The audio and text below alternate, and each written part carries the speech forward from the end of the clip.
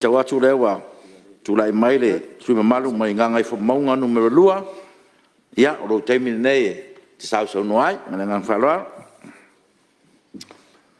la ufionga ile pong tlai e piyama le nei tumalo ile taulangosi wa mayo ne sitia ile tayau sola tatou te fano no manuai ile au to mai o le tatou mtai sili le langi tai ala inai au mga luenga nei parliament ya te wia nei ya sanga ululu mta folau ya yo fina ngalo mo fa moi mo wai pele malos ya wan fa tino ina o malawina ala ufionga ile fonftelai el mota Moliatul fa tai mo sha no nei tu malo nga fo monga no melua se fa leo foi se langona se va mtalanga e winga ile talafa tau tu o le tupe o lewa o pe nei la wa fono lua fe lua tasi le lua fe lua boli vola va te tele ina yo uso sui mamalu o mai o saunoa fa lele fulu o wale talo le tupe o lumo le wa fono o i tu waso fa penela o fionga al fonftelai e moni ai fo le sanga me nei o sula tonga tate moe ai le moe tate nofo ai ngatete tate tu fo ia li a vesili pe sha anga ua pa ia le maoto Samoa ua mamalu fo ile me nei o te toi tō mā natu ai le tala ia mose ma lau tala. Se te lai le tō ia mose. Te tala u se vai o salme nei. Ia mā ualanga taua. Ai se a. E anga o leo a whiwhio mai tupu i tia whau nei. O leo a whiwhio mai te mali. Ua maliu mai pona o tō.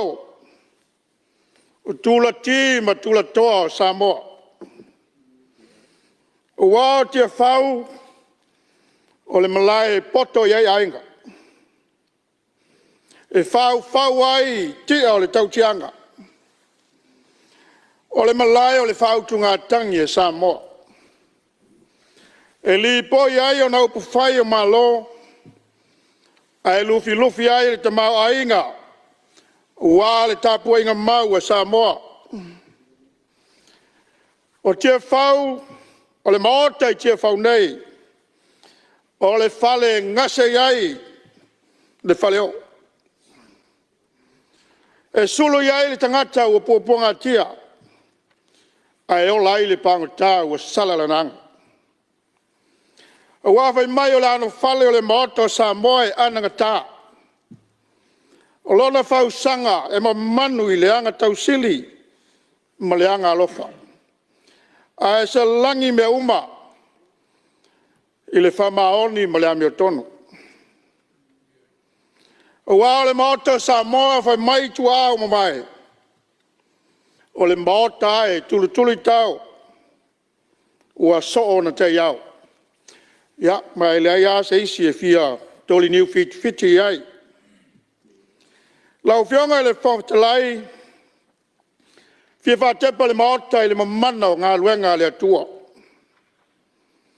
O le langi whetali ai o mea o le fōwhanga mamana le tātou matai sili le langi. Leo lau moli mawai i le lanu mea mata ma le lanu lau awa.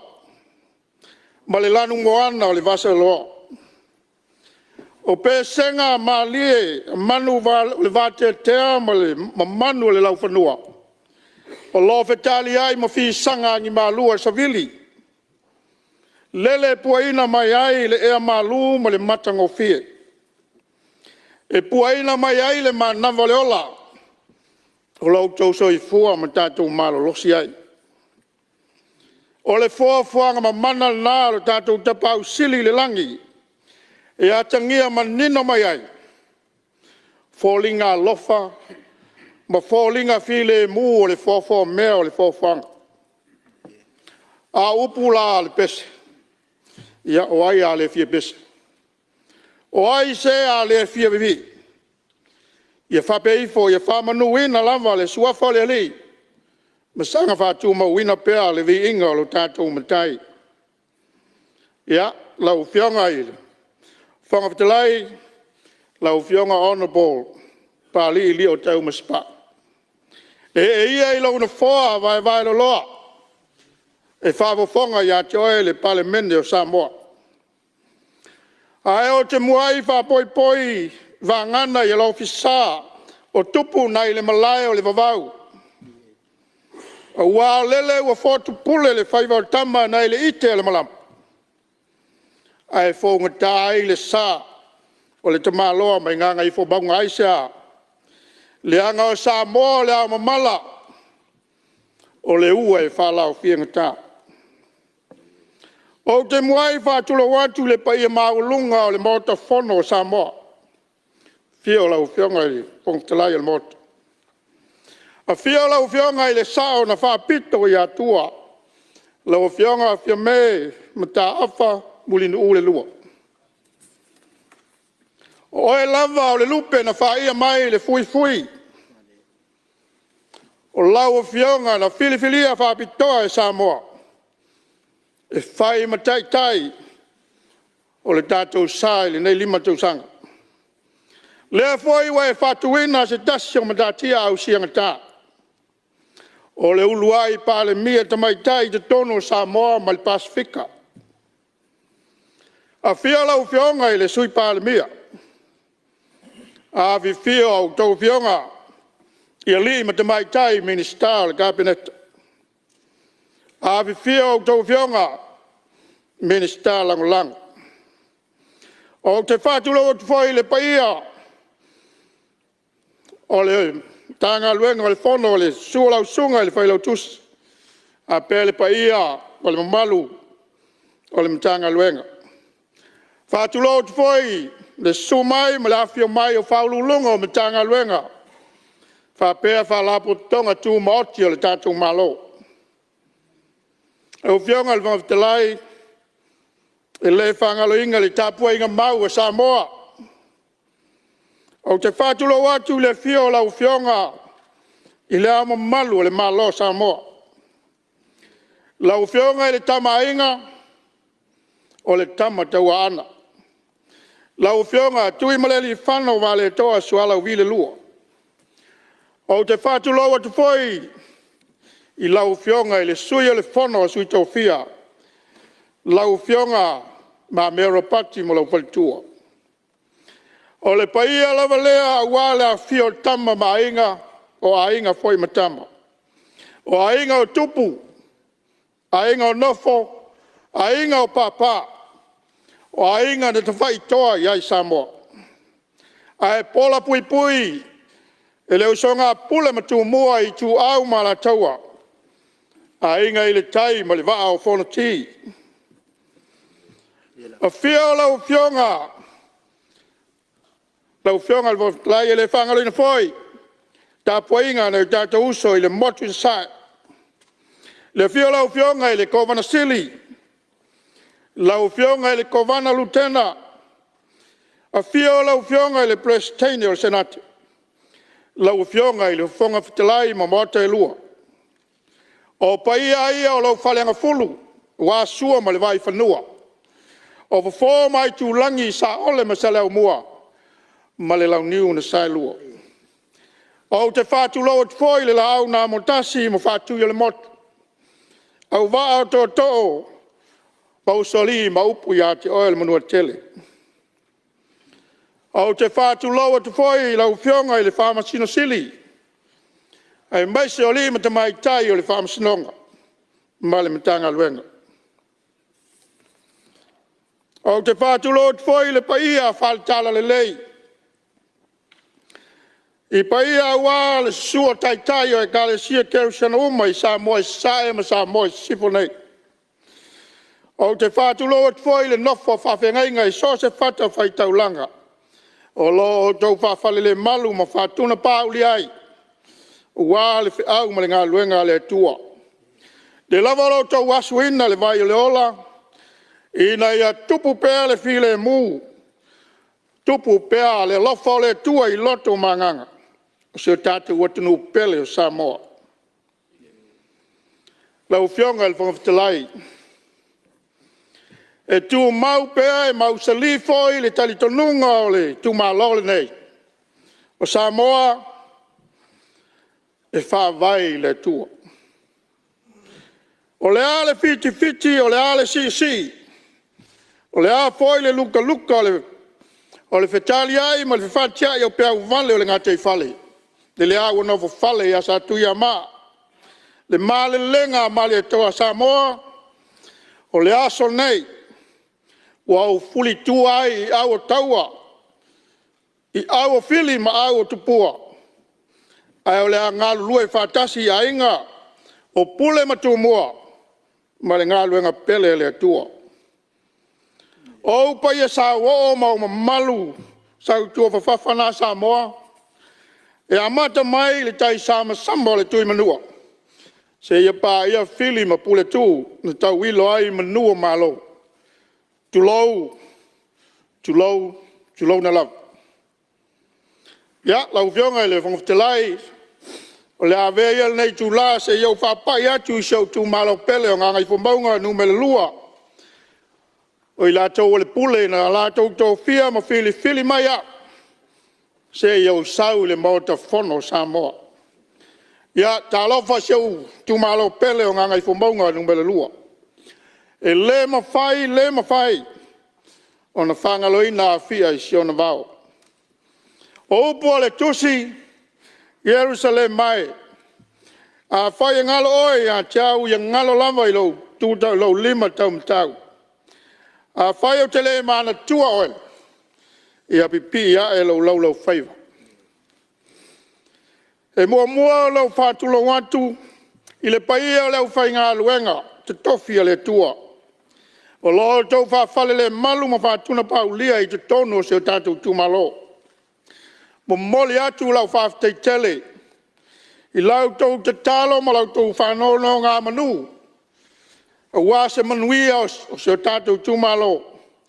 Ai maise o leo wā e manuia ai whaiva o lau tau au auna. O te whātulo atu. I le paia.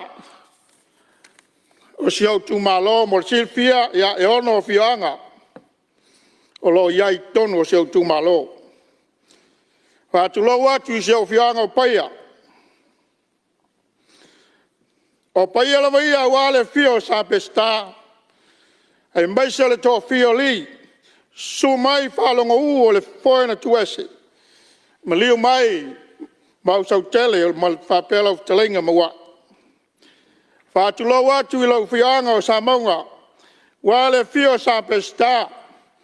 Ma liu mai lau whitalenga so along. Whapele mamalu ia te oe Samoa. Whātulo atu I seo whianga o le whangoli. O paia wale a inga sa pesta. A fio le nofo matua ia tu ma lau whalenga fulu. Ma le whale 5 o alo na. A fio mai ma le tai ma usoli ma le whale tolu. A fio mai tuai le mafua ma usoli ma tama pa. A fio fui ma ono ma usoli. Fa pele ma malu I le whale whao Samoa. Siau nu pele ma tamai. Wale a fio le tō whao li. La le tai lau talenga tu ma tamai. Pa ia aua ma whaese ma le nofo I tuainga. O I lava o le malu o safune. Whātulo atu I siau whianga o whale tangaloa. O paia wale su o le tangalo su. A fio le lio le nu. E la tai le tō fio tu la whale ma la tō lua. A pele ma malu ia te oe sa fune ma tau lau niu. Whātulo at foi siau whianga o whatuwalu. Wale a fio te pau. Wha pele ma malu I le whale whao saus. Lau tūmaro pele. O lea o tau whapale lau tau auna. I lau tau whaea ma lau tau pule tō. O lea o winu malia I lau whalo alo maulunga. Wa o ai na manatu o le au tau si le whale o aso mua o malama I le maunga. Wa malo le pule whatu mua. Whawhetai le lufi lufi lima le lei. E momoli atu lau whawhetai tele, i le sao whainga sao ao ma sao tamaita i o whale tua ma taus.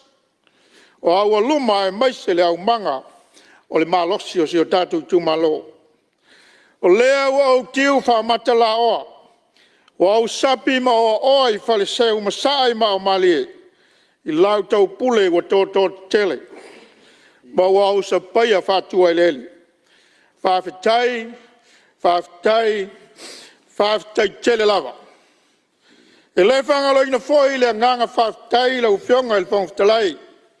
I nai o usa o sa mātou tausini o. O wāsa sa i linga o se suia o na fōa le tūmalo. Lau whionga manutala ma meile. Lau whionga sa alumene. Lau talenga pia wala titi. Ai maise o lau talenga depa ili tai i eti ti whanga.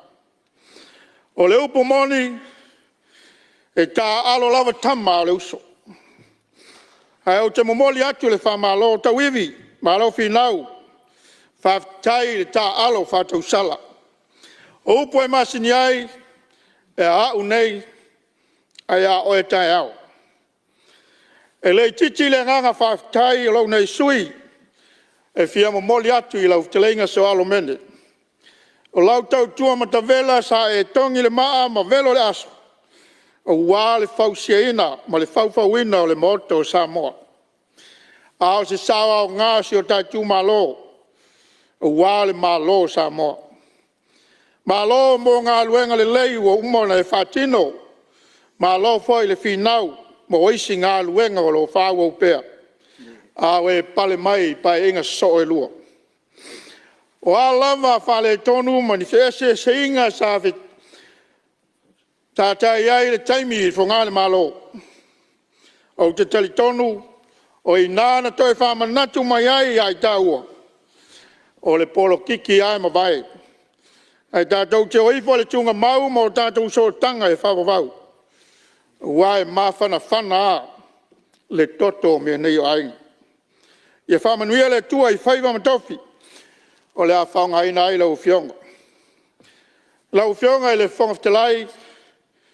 Te luai o sa mātou taimi mua. E le mawhai o na whangaloina. Nai tua asa lato wasa maia le vau fili. O e whai langi le lato wholaunga o tā oto mai malai. O i lato sa lato wasa saina le ngā su o le tai au. Sa lato tau mawhai se maa e tongi a wā lo wao mai te tono le moto Samoa. E le whangaloina lo lato sao moli atu le whawhetai. Mai au te tali tonu, o no whoa leo te nofo ai. O lo o iai whatasi ma nganga o i lātou, na asa ina le ngasu o le tai au. Ia, so tūma lau pele, wale ma whai o nagu maua suafa o i lātou. Ai lo iai langona e tomu i le whaalo alo. E mana tua lo lātou sawa o ngā, o wale, whale o Samoa. E whape foi na mawa i atu i lei tū le mamalu mai o whafonga i lātou. O e na tau mawhaia le mau e Samoa. Ma tau tai Samoa ina ia maua sona tūlanga. I whai ngā malo le lalolangi. E le whangalo ina lau tau tua. Mai mo moli le whawhetai le nei tū malo. I lau tau whasa ili. Ma lau tau whau tau tanga loloto. Sa au tau mawhaia ai se tū tau tasi o Samoa. E le ngalo lau tau sao, i le nei tū malo. O whionga le mawhtalai, o na wau mai lea i le tala le tupe, e pei o na ta oto nei i le laulau a whono. O le tala le tupe ua wholasia nei i le mamea. E mawhai o nau whātusa ina i se manatu au tū, e le whapito o manu yatas. O le tala le tupe le nei, o se tala le tupe wa malama lama, ma manino le lei le whaitau o le sui o ngangai whamonga o numele lua. A mawa ai ma le totoa iai, o matua o a. Ia le faasoa ala ufionga le Ministerial tupe i so se vaenga o tangata o le tatou atunuu. Lea wo o iai la tau. O lo iai manaonga whapitoa. O lea wo o iai lau whasoa. O lana winga, wali lifa lau whasoa. I te ngata umo o Samoa. Wa le whapitoa manu yatas. Lele, a matau atu i le tala le tupe, wa pau pa se sewa. O lea wa iai whamanianga mo i la tau. E iai manaonga whapitoa. O lea wa pau le tau o le tise pau le tau o le vai. O lele foi wa e whanta oto nisi o ala fua e ta penai i tu malota i tas. O wā, le 5 miliona mo tu malo umo Samoa. O lea ia se vaenga e le yo o iai le whaasoa lau fionga i le Ministerial tupe. O te momoli atu le whaftai lau fionga i le Ministerial. Mo le nei ngā luenga o le telto nunga o le tu malol nei. E leo le teimi nei e whai ona tātou wawa ai ai stala le tupe. Pe a fua i leo onga. O nisi o whale tonu a fia ai upu whai o le tātou atunuu. E le titi le a fianga o vaenga tau se lengi o le tātou malo. O wae tau whetu nai e ala i lau tau whaso soa. O le manato le nei tu malo e fau lau o fionga. I le tūlanga ma le i le tūlanga tofi o le Ministerial tupe. Ai beitai o le mātou vai e te le fau le lufi ina o se lengi.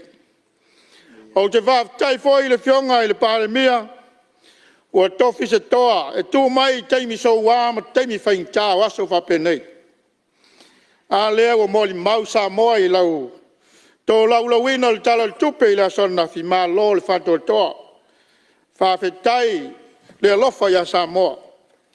Ua whetau i le lei lau tūlai mai ma le tauama me ina o le tamau ainga o Samoa.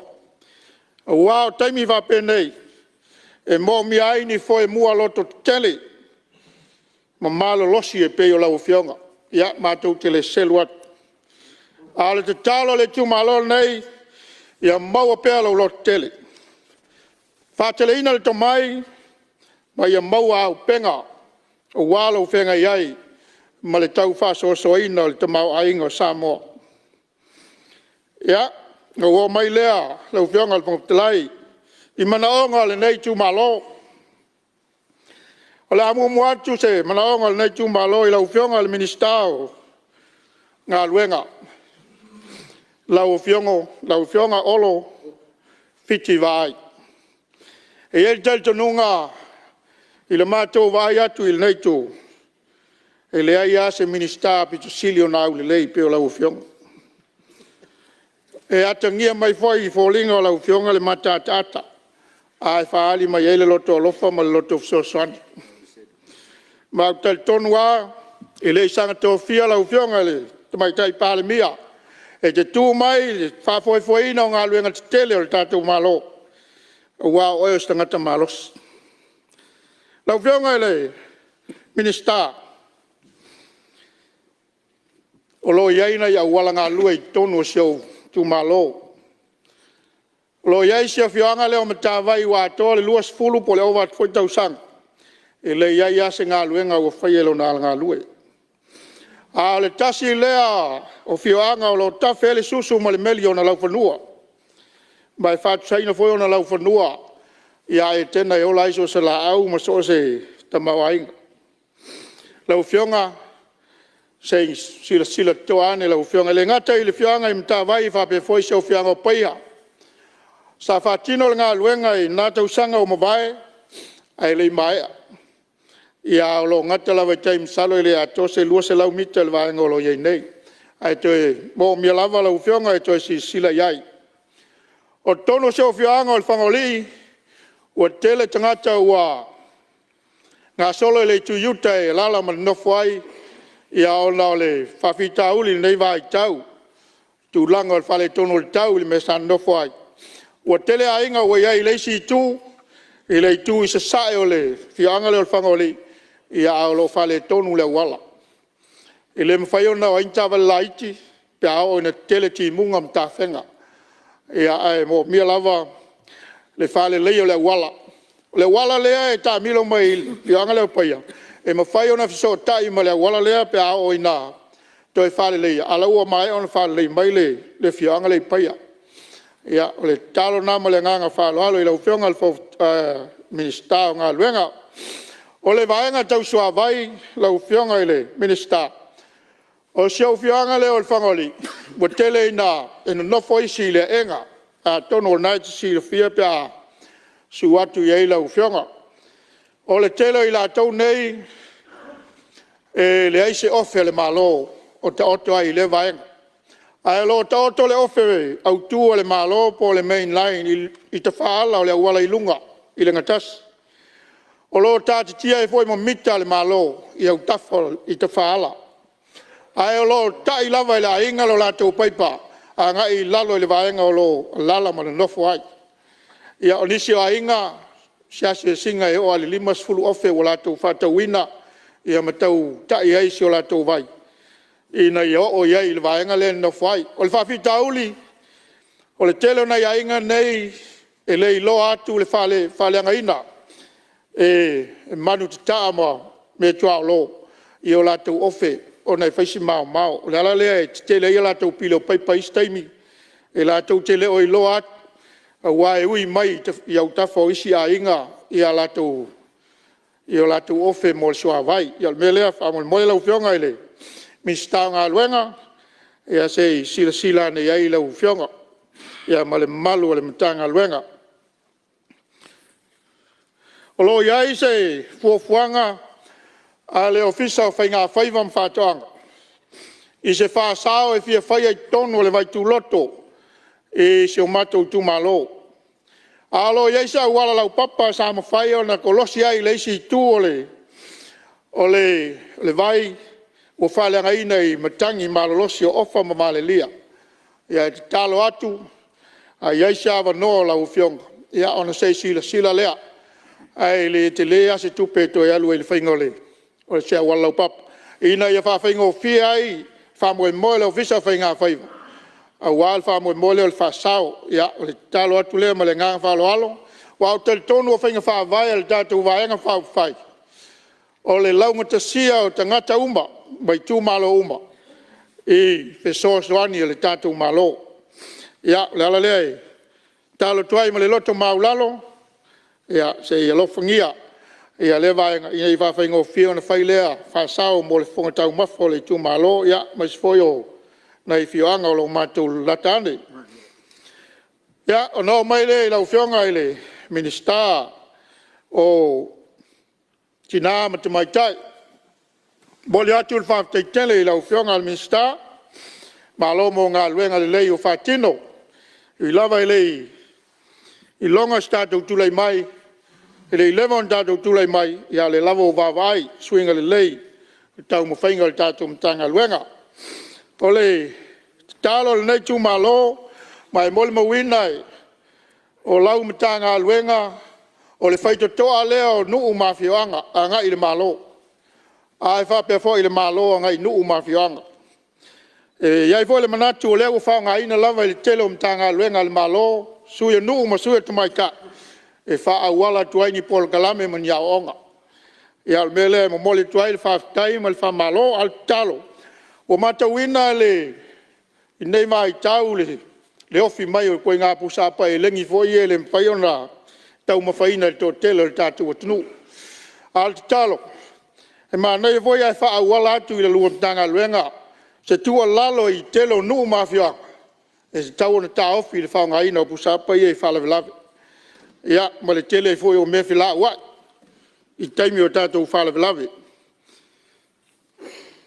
ia faleoina foi le gaga faafetai i lau fioga na o leo matauina ia o leo le a faamatu atu i lalo lau matagaluega ia le 18 miliona auā le tapenaina o i tumalo taitasi ia uala ia mai se foi o ni fuafuaga talafeagai auā ia famatu ina atu o le tatou 5 miliona i le tausaga fou ia o le tatalo le nei tumalo ia o le tau foi na amata ona faasoa i tumalo ia e maise foi ia aua le faafagitaina ia criteria se manau mia ele le ia fa fa ngofie ia va foi nga lulu ia committee ai mes foi tu malo de jas ia va ve no mai tonu la tu tapenanga ia wal sila la ufionga ma le malo mtanga luenga ia tu langa mo mia vavi ia le ia liel na tu sanga ia le talo atu le ma le nga maulalo ia ufionga le mistao tinam tu mai tai no wo mai le ministao ele lau telenga le atunuu ya o tel tonu lava o ele si ministai tu mu loto lofa ya oi foi folinga lava te mat sawa ya te lofa I sau fa nau ya o le nganga le tu malo o lo yai ele ale tatu malo sa ili ai fa me o le wei lalo o la mtanga luenga ele ia sai lalo le status le fanua le ta ua o longongo o le fanua lea e ama le afe ono se lau ekalon te le e a pe ama le fast fulu po le ova tau sanga e leo toi whaonga ina ise ini ati na e le tatu malo o le te talo le tu malo ma le loto maulalo a whai o le toi whaonga ina ini ati na e le tatu malo ia pe ale finangalo pe te whata wala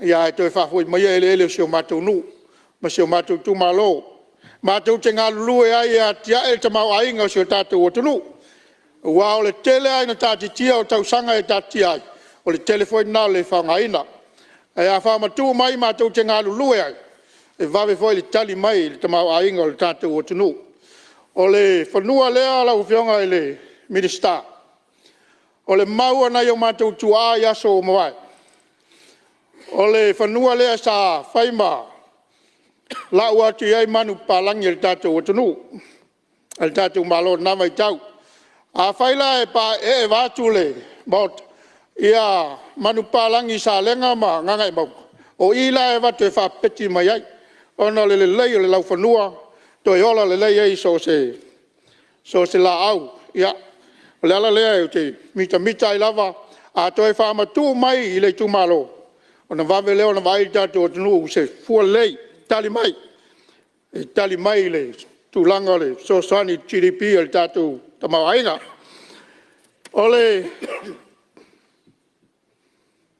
O mai le lau whionga le Ministerial whalmai, lau whionga walas. O mole atu whaftai tele, tu sai ma lau asi singa le sa mole mawina, tā milo I nei tātou motu I sala whai. Sala voi wai sila I le mawhatia ma le pangatia lo yaisi o matu whalimai sa fot. O le whalimai le lau whionga I le Ministerial. O le wau tau vaatu iai ia te luatua le I ngangai maunga ia e whaasolo le ngangai fo maunga. O lo iai le whalimai o lo iai vai pouli le taimil nei.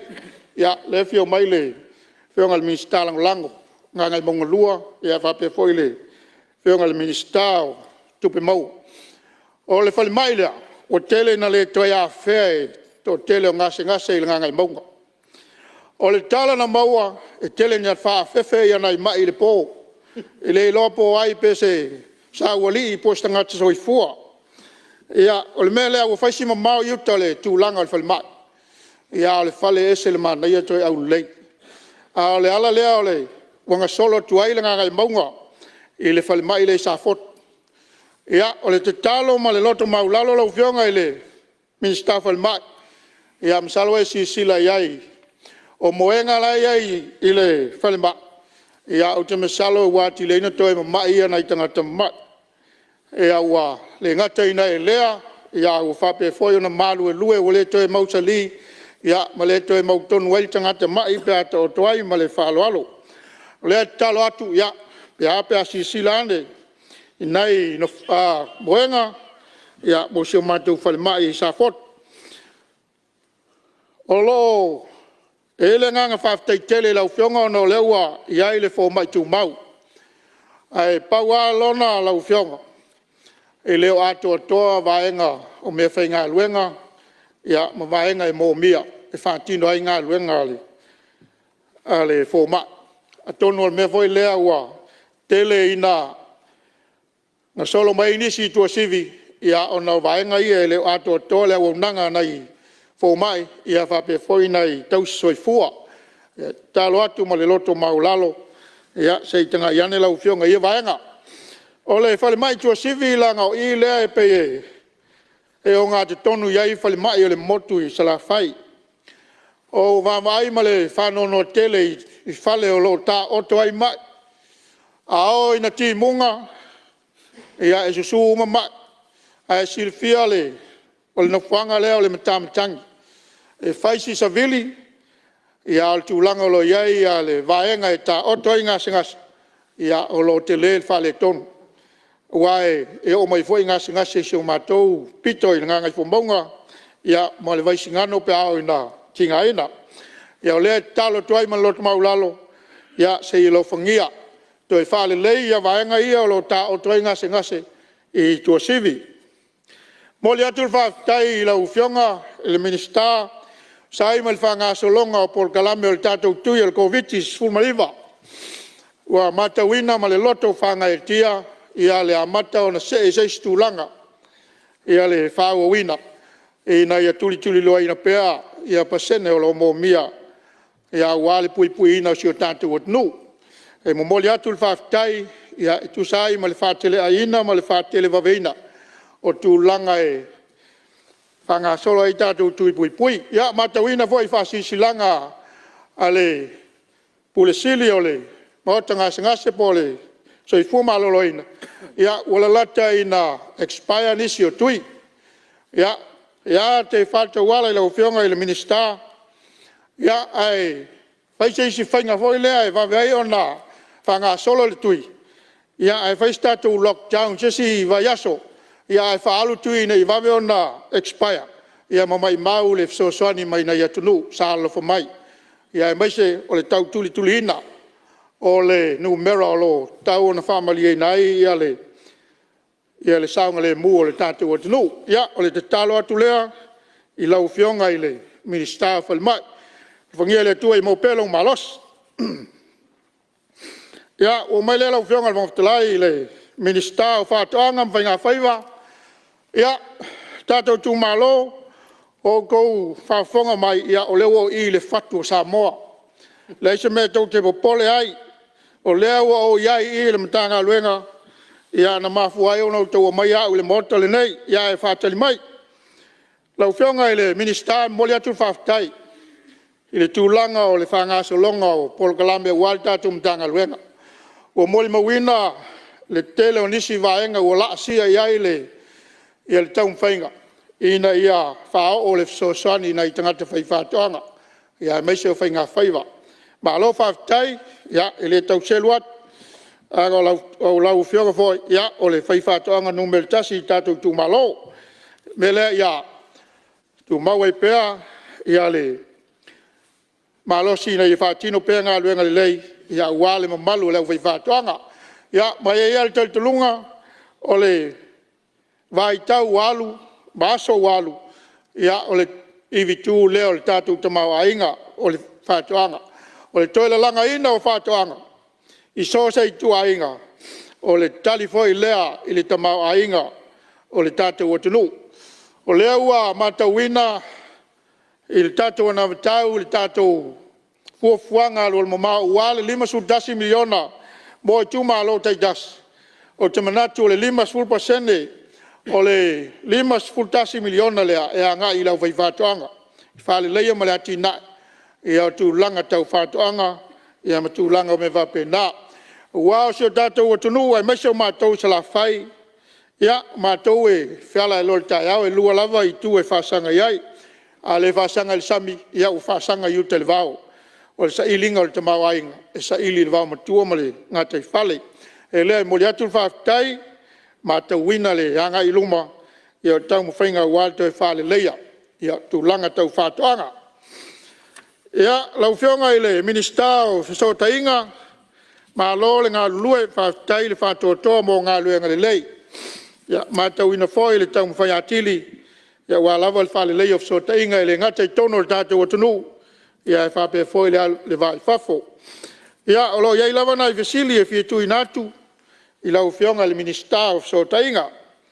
O lo fitu ina atu po lastu langa o yei tātou wifi sa whātino i nātou sanga ia awa sa to te ena mai ia e po lastu langa iai. E alana tala no atu i le tātou sota inga lea o na stasi leo sota inga o lo mo mia tele whanau aonga. Me se lava o mātou i sawai ia manu i tua. O na usawa lava le alua na i whanau aonga i tono taulanga ia o lo tuai lava i ia mātou i sawai.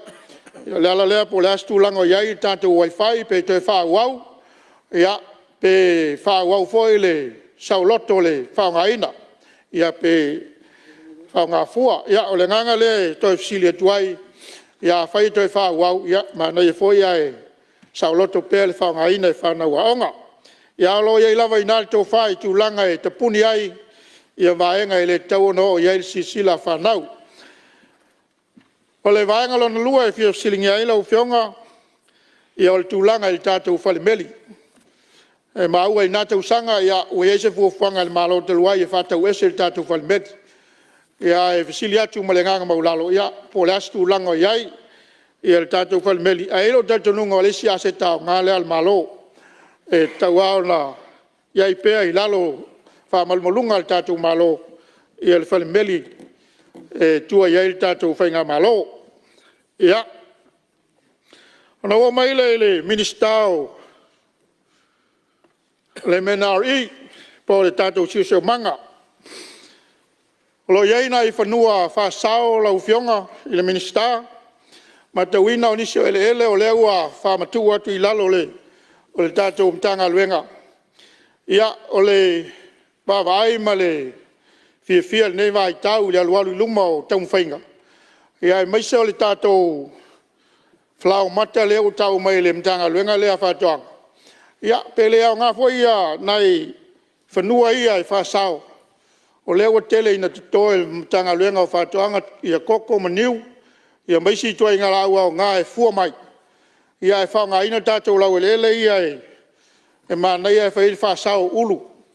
O le iei talitununga o le tasi leo tātou a o loa o le a tātou wawa ai le lumanai i le te leo lona sao i le tātou atunuu.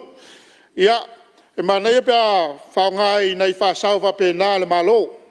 Whasao ai ulu, ia whasao ai sila aua o ngai tātou o loa e whausia. Nei lo le toi toa i fua isi koko mai sila au, i whasao ai al malo. Ai te tulunga ia o lava le mtanga luenga whātoanga maisi e la tau te atina ina ia vaenga ia. Ia o matauina fo ia inisi ele o lo i lalo lava o le whaonga ina e tūlisi. Ia o mawai fo ia leo whaonga ina. Ia e manei o leo kakoa nga ia tae ia nisi o lo fau al tātou atunuu. Ia e whaonga mai o tātou ele ia. E whai ei whasau al tātou atunuu. Ia whaingo whio na nga iai tātou malo. Pe a whai o whale tonu mai o tātou tangata. Ia, wa e te tulunga e, o ulu ia e vātu le pai o le mota. Ia o le la au e ola solo. Ai au fwoi na le, ia e tele ina le whaonga ina le tele ulu mai tua e le leile. Whaonga i o tātou whasao. Ia e whaingo whio na whaitonga whitinga mo le lei ato o toa le tātou o loa leo lo whia whausia ai. Ia, ai mai se o le, o iai sio pito nui whatu walu. O lo iai le vai, o lo iai o na autafa. O le vai lea ia o ngā le whasawa o le tilapia, ia e tatal novo istasi e iai son to mai. Ia e te talo atu ma le nganga, ia o ngā le vai lea e whasawa inai se whasawa whapei tonu seu tu malo. E whaisi te lea o le vai lea pe se whatau fusi, ia e whaingo fie o na anga iai al to tele o lo tu malo ia va pe foi tu malo lo tau latane ia se sila nei lo fionga al Ministerial ia no mai le Ministerial leo mo moli atu la fa tai lo fionga al Ministerial leo ia al tel tununga ele faingo fiel nga luenga moli atu fa tai kom sina male malo le official malo i lau tau nga luenga ele faingo fiel. Pa vai foi nei vai tau i tūlanga o le whale tonu o seo tātou atunuu. Whaftai ma lau tau pui ngā malu. Whaftai lau whionga al Ministerial e i tali talunga o le fale mai e wala mai le mana la vai o le tua. A lau tau mtanga luenga, e wala mai le mana o le file mu o le tatu o tunu. E wala mai le tua le file mu. Ia mele moli atu le whaftai. Ia e pei au tel tonue, tele onisio ofisa i tua o le tatu mtanga luenga. E leo le leia ona ofisa. E ile ofisa o lo i whangamalo, ia o lo mata wina fo. Ia e leo le lei tele le whatilonga ofisa e whatino inga luenga. Ia e meise o wala, ia se toi sila i vai. Ia o tele onisi la o tatu mtanga luenga i tua. Ia e leo le leita vale o lo whiewa iai. E ala na wheatu se whamtalang. Ai ai e whawhita au le tutupu i teimi o le pō.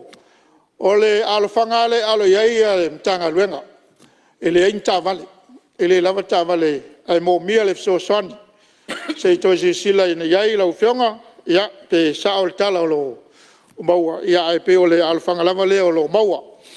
Ia e meise foi o whamaluina o tū la whono. Pe o na tā ua stasi o sui. O lo atangia pea i eitu la fono e whasai mo li whao popo i tā vale.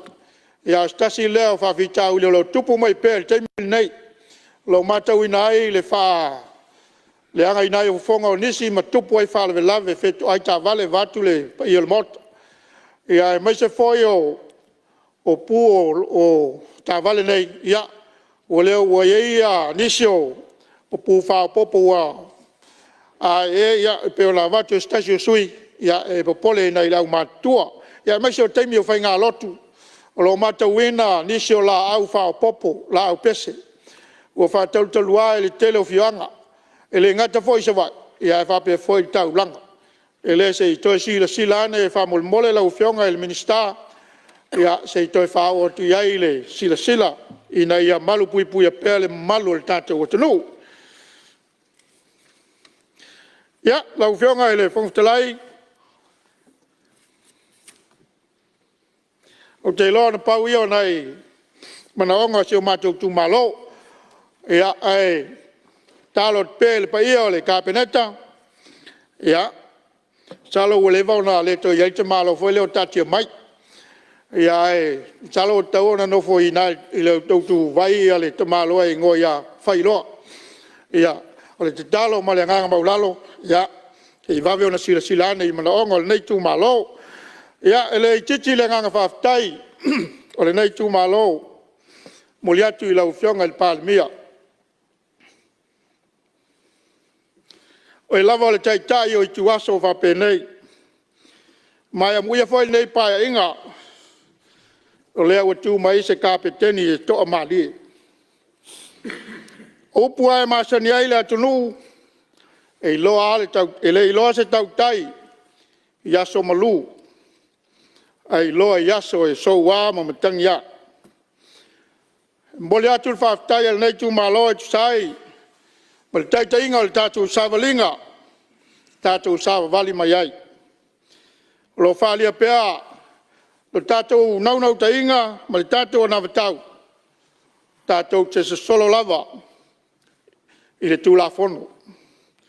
Mai tatu te tonu foi. A tatu wola i le tu la fono. E mauti noa le solo le lei masaunga le mu. O fuafuanga whai, so se whaalapa putonga. Ai maise le malo. Ai a whai loa le pule whai talia. E ona tātou wawa ai le i whawhita auli.